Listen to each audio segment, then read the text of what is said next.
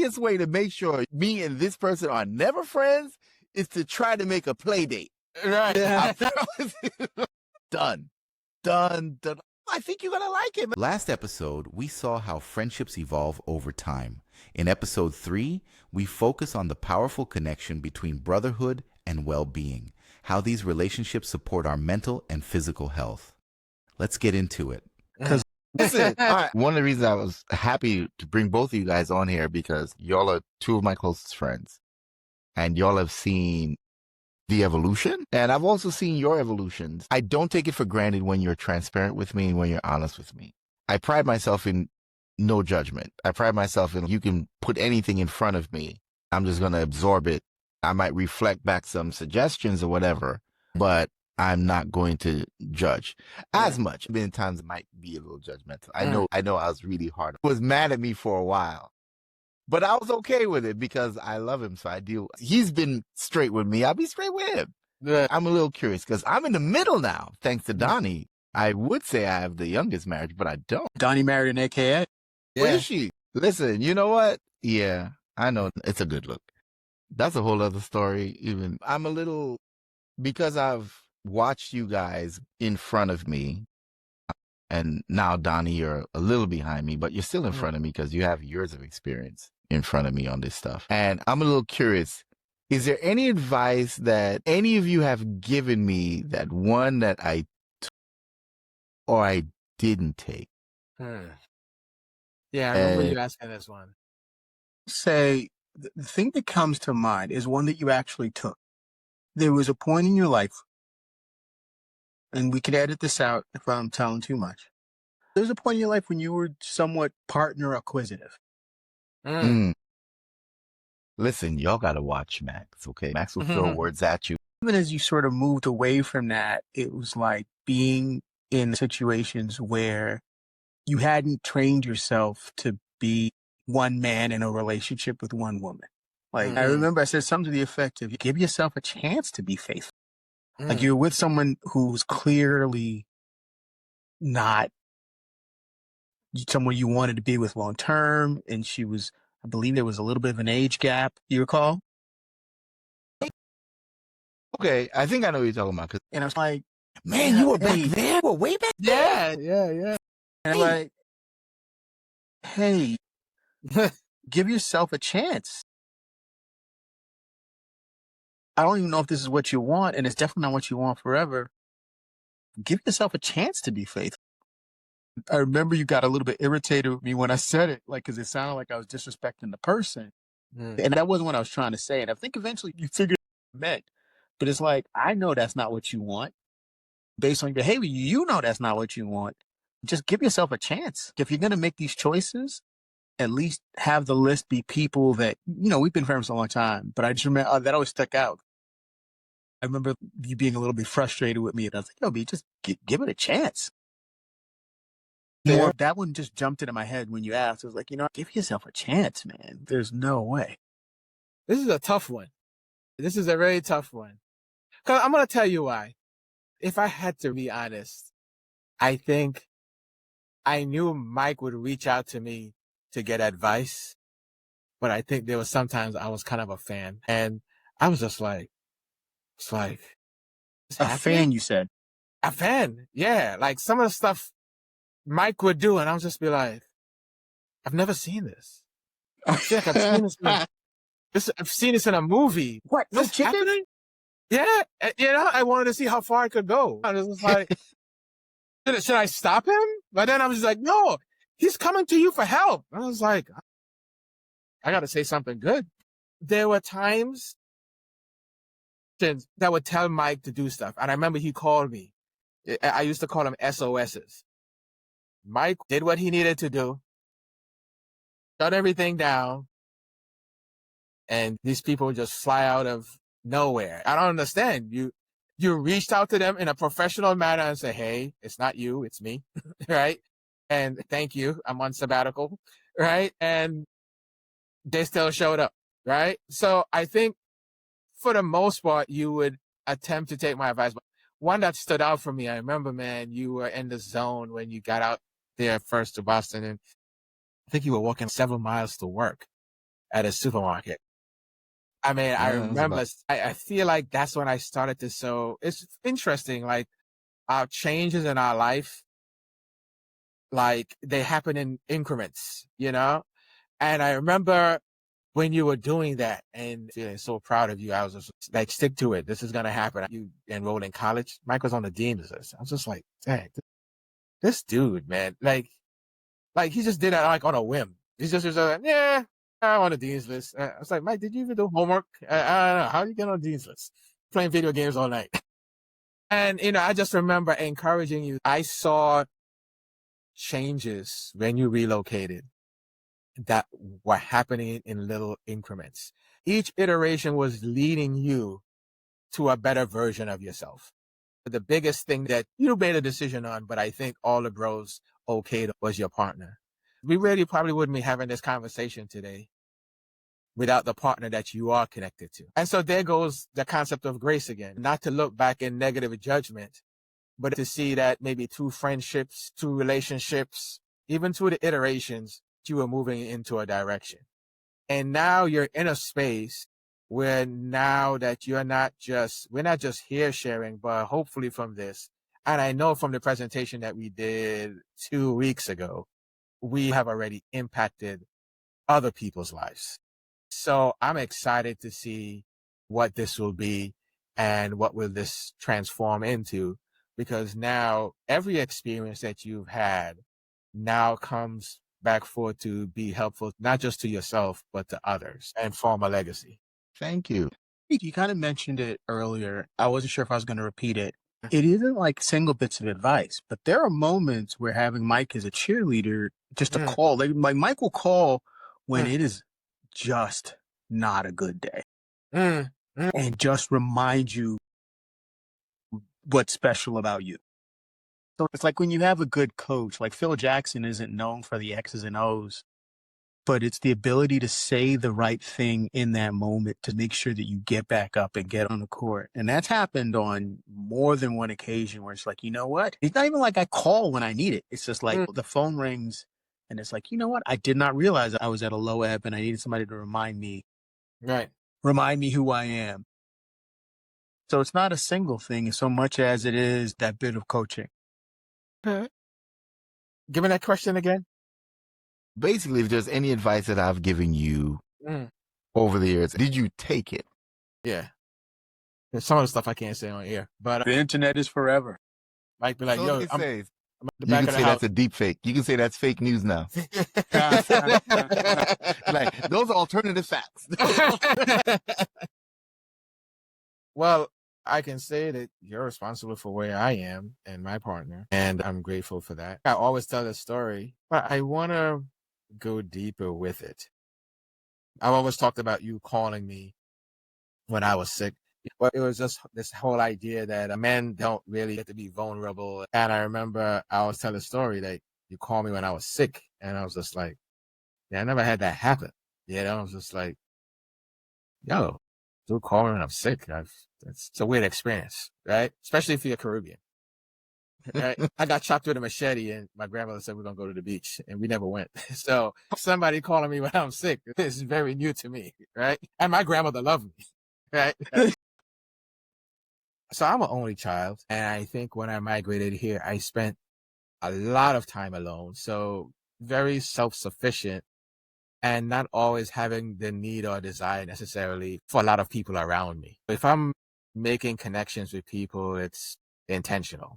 I remember thinking, who am I that somebody thinks of me to just call to say what's up? I remember thinking how valuable that is, that you mean enough to somebody that they think about you. And Mike is one of those people that does that I know when he's called, he's actually thinking about.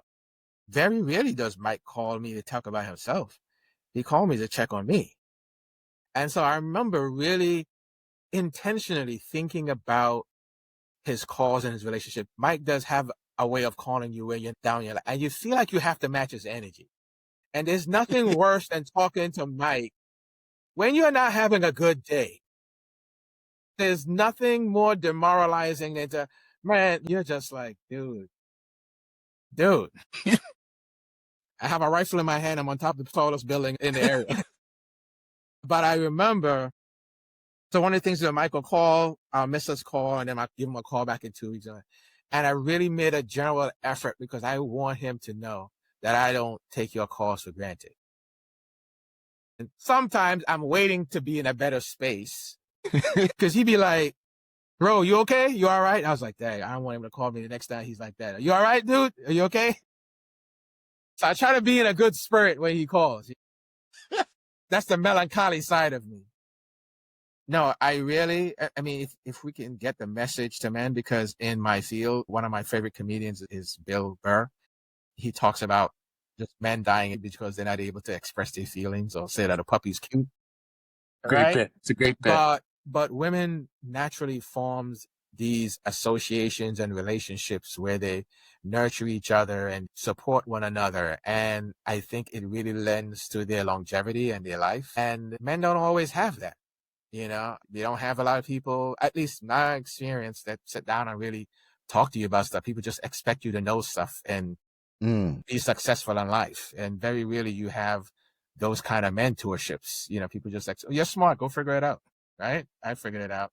So to have spaces where you can talk to people and say, you know, anxious about this, nervous about this, thinking about doing this, so on and so forth. This is what's going on.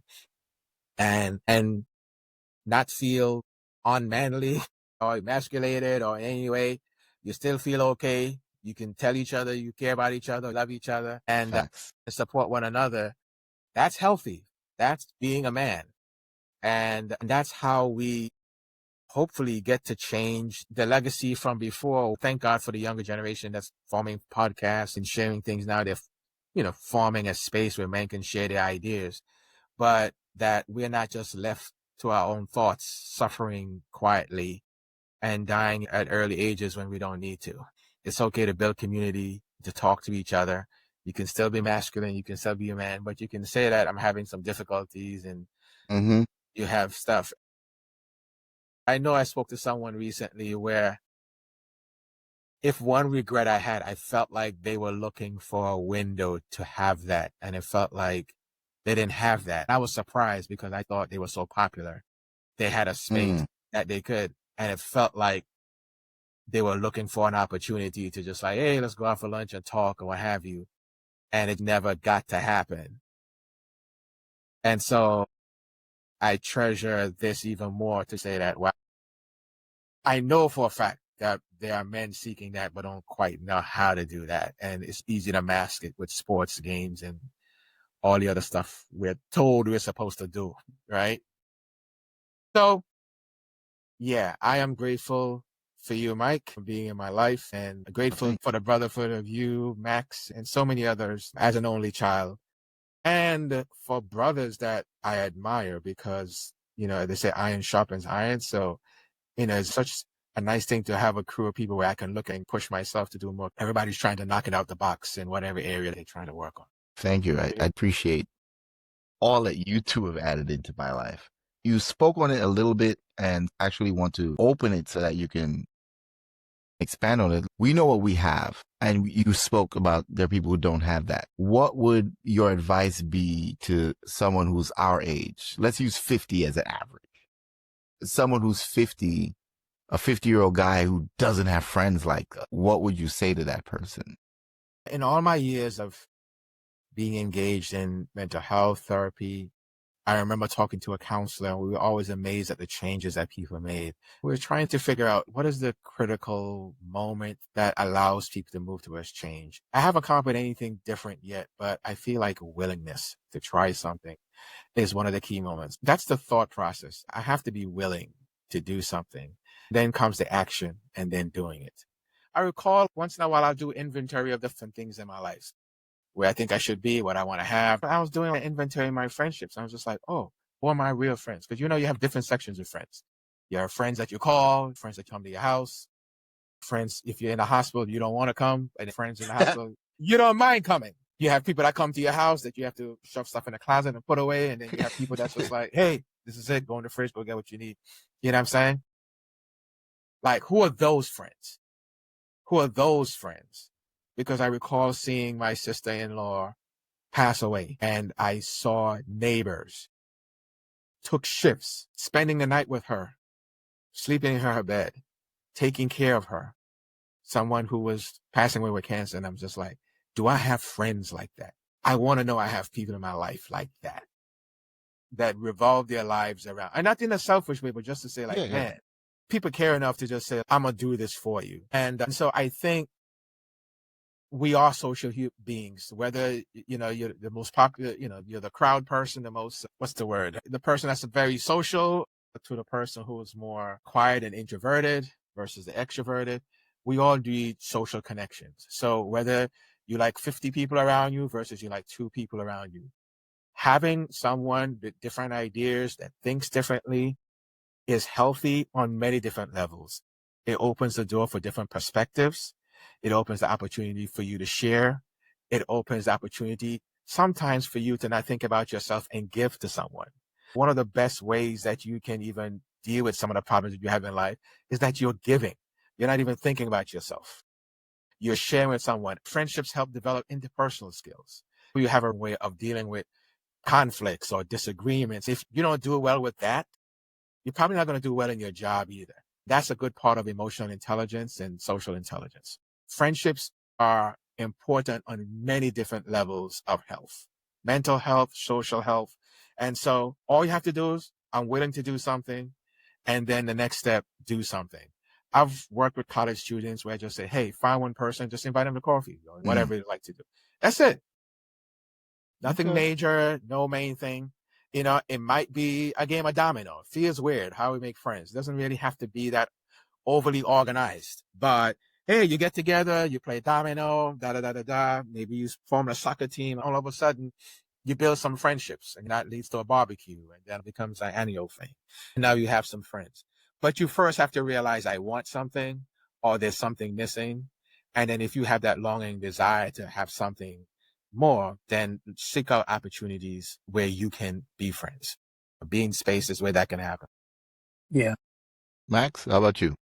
It's funny, like you talked about an inventory, and that really, in just about life, but a couple of my sort of friend groups slash chats before all that current concern about AI ruining the world, like the concern was that social media was ruining the world and tech. And they're right. But one of the positives with social media has been text chains and stuff like that, has been the ability to build. They've become a vehicle or a medium for these relationships to really get fostered. We can think about the people who were friends a century and a half ago who were friends just by writing letters to each other. Right. Like that's been revived by the technology where you can, Mike sends letters to one of these text chains. I've got like 3 of these text chains, and they come from taking inventory of life. Like I have one of them is a bunch of friends from undergrad, like my tightest boys from undergrad, who we were, well, actually, most of them are like my freshman year housemates. And we had a scare. Someone had a pulmonary embolism and almost died. And it was one of those situations where I jumped in a car and drove, like, oh my God, because we'd kind of lost touch. And then as we got together, it was like, we can't let that happen again. So we're in touch constantly on one of these platforms. And it's almost similar to the exaltation one, where the conversations can ramble and they can go into politics or faith or all the things. And sometimes we disagree. We tend to agree a lot. But when we disagree, because the mutual love is there, that's a great thing. And I can't tell you how valuable it's been. Another one arose from your sister, Mike, your sister from Theo. Theo started a book club that we're no longer in, but the core of that group has turned into something else. And we talk all day. It's just this constant sort of helping you cope, reminding each other to get the colonoscopy. It's like being, being 50-year-old Negro, just, It's all the coming, Negro man. disease. I should have had one already, I think. Broski, Because I'm almost like 50. I'll tell you, it's like the Bronx ambassadors. It was like we would kind of, one person made a joke about it, and then it became, you got to do it. And then realizing the idiosyncrasies of being in the Shabba generation, That's a good way to put it. but brothers were like, yo, you can't let that stop you. You need to take care of yourself. God. Huh? Does a woman make it better? Does a woman make it better? The No. colonoscopy and all that. You go to sleep, No. you're out. Okay. Dude, They're like, I- count backwards. dude, I'm telling you, I had Why am one I confusing a colonoscopy with a prostate exam? equally bad. Equally bad. I had one, dude, off Tremont Avenue. Tremont, land that sentence, please. Which doesn't seem to go in line with medical services, right? Yeah. Dude, you got that gown with the opening in the back. And I got up and it felt like I was on Telemundo, like just the most beautiful women standing there. And I was just like, oh my God. It's just a thought that all these people, it's horrifying. It's a horrifying experience. I've never had a good colonoscopy. No, I mean, for me, it's just like, they're like, count backwards from 100 and like 100. Give me that. Give me that. Oh, Mr. Mitchell, wake up, we're done. My day's coming. I need that. Nah, I need that the only- experience. I don't want to the remember. hard part I is don't the want to walk know. of shame afterward. The walk of shame was slightly over lubricated. Yeah. You'll be all right. You'll be all right. No. You take this inventory, and when you get to this stage, you've got groups of friends, and you begin to realize who was valuable, who you took with you, and you start to want to stay in touch. They're milestones. It helps to curate the set of friends that are real, that you really want to hang out with and spend time with them. It also makes you sometimes realize, like, oh man, I really wish I'd stayed close with X or Y or Z, or I hate that this particular misunderstanding happened, or because I was focused on something else, I had to, like, there are moments in my career where I've had to buckle down. It's like, hey, nothing else. I can't do anything but be husband, daddy, and employee. People slip. That happens. That happens. So, but anyway, that's a lot of words to say. Use the tech and use it wisely. Yeah.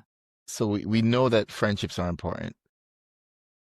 Recognizing that you want something, be willing to try for that thing. Sometimes stay willing even when it doesn't work out. I'll give an example. A gentleman I met, must have been Sunday. He asked for my number. He's like, want to get coffee. And then the next day I was like, what would be the point of meeting up for this coffee? Because one, I don't, and I told him, like, I don't really do that. He was like, oh, I'm just trying to make friends. And in the back of my head, I was like, this dude is probably desperate for a friend, because he's taking care of his dad is like sickly, can hardly walk type thing. So he's like his caregiver. He probably doesn't have friends. I guess our interaction made him want to have a friendship with me, but I was just like, man, get out of here. I was like, who'd you go to high school with? At this age, it's really funny, because when you're married and you have a wife and your wife has her friends, sometimes the friends be like, oh, our husbands will get along. And it's just like, I already got my squad. I'm not interested in making new friends. At this age, not that it can't happen, but I would be surprised if that happened. Recently made a friend as well. Listen, I'm not saying it's impossible. Her boyfriend / partner, good dude. I see what you're saying, though. Not saying it's impossible, but I know when I'm out here, I ain't looking for friends. The easiest way to make sure me and this person are never friends is to try to make a play date. Right. Done. I think you're going to like him.